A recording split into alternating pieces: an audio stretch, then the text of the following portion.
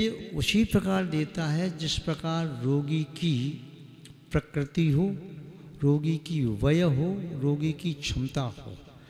बालक को औषधि की मात्रा कम दी जाती है, युवा को पूर्ण, प्रौढ़ और वृद्ध को भी उसी अनुपात में।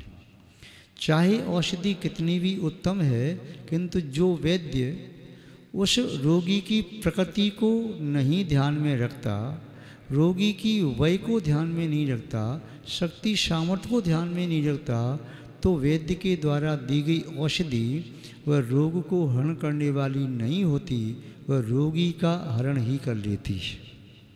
आचार्य कुंदकुंद स्वामी भी यही कहना चाह रहे हैं कि कहीं मेरे उपदेश से व्यक्ति भटक नहीं जाए, इसलिए मुझे उसी भाषा में उपदेश देना परम आवश्यक है जो भाषा उस सामने वाले व्यक्ति की समझ में आ सके।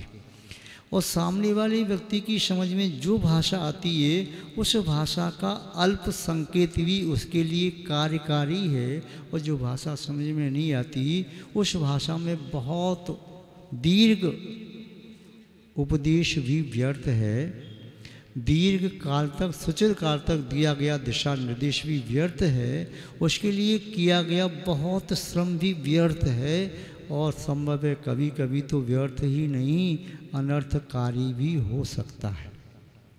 यहाँ पर आचार्य महोदय गाथा नंबर 9 और 10 में श्रुत केवली के संबंध में कह रहे हैं।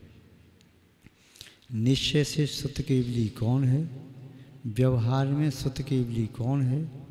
श्रुत केवली के संबंध में आप सामान्यतया जानते हैं कि जो श्रुत के पाठी होते हैं, जिन्होंने संपूर्ण श्रुत को हस्तगत कर लिया या निष्णात हैं, उनका इतना शोषण है कि संपूर्ण श्रुत उनके पास है, तो उन्हें श्रुत केवली कह दिया। केवली प्रभु जो होते हैं वे 4 घातिया कर्मों से रहित होते हैं। वे सर्वज्ञ होते हैं, सर्वदर्शी होते हैं, वीतरागी होते हैं, अनंत सुख से युक्त होते हैं, अनंत शक्ति से युक्त होते हैं, नव केवल लब्धि के धारक होते हैं। किंतु शुद्ध केवली वे ऐसे नहीं होते। शुद्ध केवली छद्मस्त ही होते हैं, वे केवली नहीं होते। ये केवली शब्द का प्रयोग किया है, उपचार से कह दिया, संपूर्ण सुत को प्राप्त कर लेने के कारण उन्हें सुत केवली कह दिया।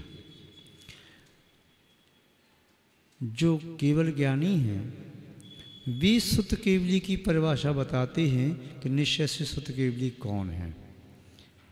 उन्हीं के शब्दों में देखें, जो ही सुदेड़ ही गच्छति अपारम मृडम तु केवलम शुद्धम तम शुद्ध केवली मिषणो भरंती।